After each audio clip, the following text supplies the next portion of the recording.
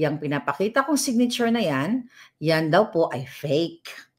According mismo dito kay Attorney Peachy Rose Espera. Diba, ilang araw na pinag-uusapan, even hanggang ngayon po ay pinag-uusapan, pwedeng kasuhan itong si Master Sergeant Orly Goteza na kung saan nagbigay siya nagbigay siya ng nanumpa siya sa Senado ng yung mga sinabi niya na si Martin Romualdez, si Ko, ay diniliberan niya ng pera galing sa Kabanambayan o galing nun sa flood control project. So ilang araw po yung pinag-uusapan since September 25 nung siya ay lumabas. Pilit siyang dinidiscredit, pilit siyang binababoy, tinatakot pa siya, di ba?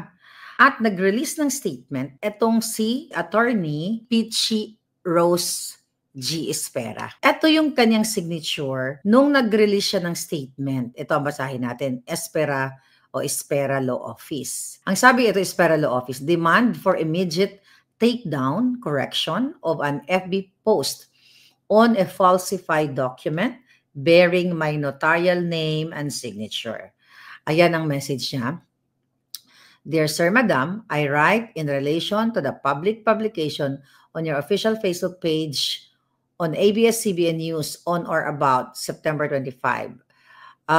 Which featured a document entitled Sinumpaang Salaysay, signed by Orly Regala Goteza, dated September 24 yung sworn statement, 2025, that was presented during a congressional hearing. Said document bears my name, notarial details, and signature, making it appears if I had notarized the same. Sabi niya, for the record, I categorically deny notarizing, signing, or participating in the preparation of said document. The signature and notarial details attributed to me are falsified and unauthorized. Sabi niya, in view of the foregoing, I hereby demand the following, the immediate removal, takedown of the Facebook. Okay, huwag natin basahin yung mga, ang importante dito, mga palangga, ipapakita natin yung signature niya. Ito yung kinireklamo niya. Tingnan niyo to ha. Mga kababayan, ito po yung sinumpaang salaysay ni Orly Regala Goteza na sinabi niya na pinanotaryo niya. Tignan niyo yung kanya. Nakikita niyo ba yan? Lalakihan ko. I wanna make sure nakikita niyo yung signature. Tandaan niyo yung mga mata ninyo. Linawan ninyo. So, okay. So, linawin po natin, yung pinapakita kong signature na yan daw po ay fake. According mismo dito kay Attorney Peachy Rose Espera. So, yung signature na po yan po yung naka-affix dyan sa sinumpaang salaysay ni Orly Goteza. Okay, tignan nyo ha.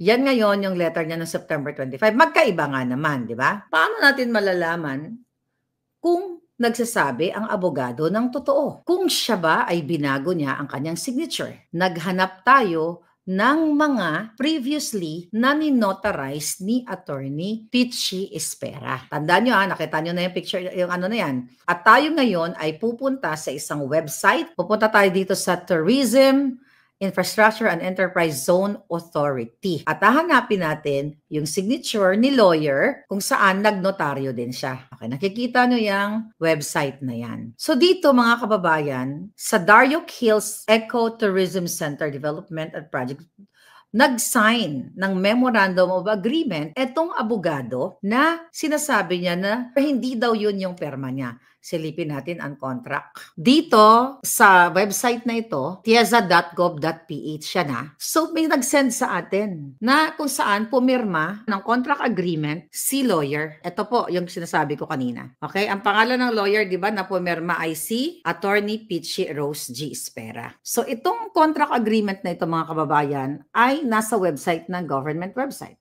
So tignan ninyo. So meaning, ito, tignan nyo ang kanyang perma. Tignan nyo po, screenshot nyo. Yan ang perma ni Attorney Peachy Rose. Diyan po kinuha yan ha. So ngayon, huling-huli na siya, na nagsisinungaling siya, na binago niya yung signature niya. The same signature, tanggalin ko na yan ha, pinakita ko lang sa inyo para mapuntahan nyo yung website, para ma-verify ninyo at ma-fact-check nyo ako. So mga kababayan, yaan ang perma niya.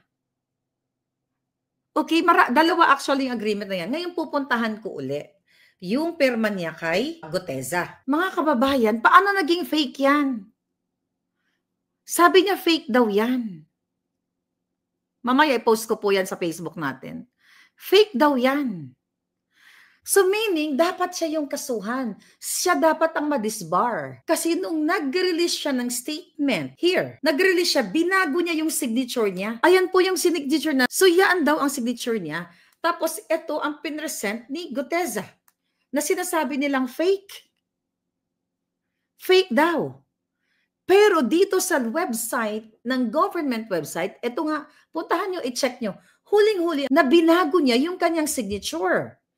Alam nga naman, magkaibang tao ito. Okay, tignan nga natin. Ayan, enter ko yung website. Bubuksan natin yung website. Again, yan po yung perma niya sa Tieza. Nag-notary din siya. Ayan yung kay Guteza. Mga kababayan, huli na naman.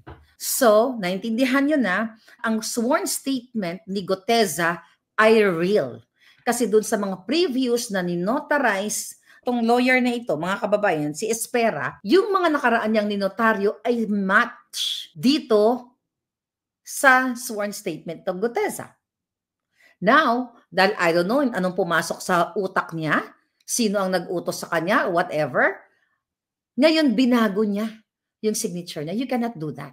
Siya dapat ang ma-disbar, siya dapat ang makulong. Kasi may parusa yan. Maliban sa disbar, perjury, I don't know kung ano pang pwedeng ikaso dyan, mga kababayan. Binabaliktad nila na itong si Master Sergeant Orly Guteza pa ngayon ang nagsisinungaling o pumeke nitong nitong dokumento na ito. So bingo na naman sila, huling-huli na naman kung walang kung hindi talaga gumawa ng our own research, kung walang mga taong nagmamalasakit sa atin. Kaya alam niyo ako, sumasagot ako ng mga random calls sa Facebook page ko.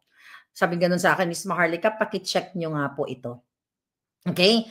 Kasi nakita niya, nagsisearch lang daw siya, bigla siyang napunta doon. So that's talagang inadya ng langit para malaman natin na itong abogadong ito, siya ang dapat kasuhan, siya ang nagbago ng signature niya. Binago niya doon sa kanyang statement, ay sa kanyang panawagan na kung saan nagsisinungaling daw si Guteza. Gusto nilang i-taint ang reputation o ang dignidad ni Master Sergeant Guteza, pero siya pala ay sinungaling. Ang tanong, Espera, sino ang nag-utos sa'yo? Si Tambaloslos? Dahil idiniin dyan si Martin Romualdez na humakot si Guteza ng bilyon. More than a billion pa. Dahil isang pagkakataon lang yung bilyon na pera ng bayan at inalay kay Romualdez, kay Zaldico at inalay sa Malacanang. Dahil itong kanilang mga investigation, independent chuba-chuchu na yan ay mga palabas lamang.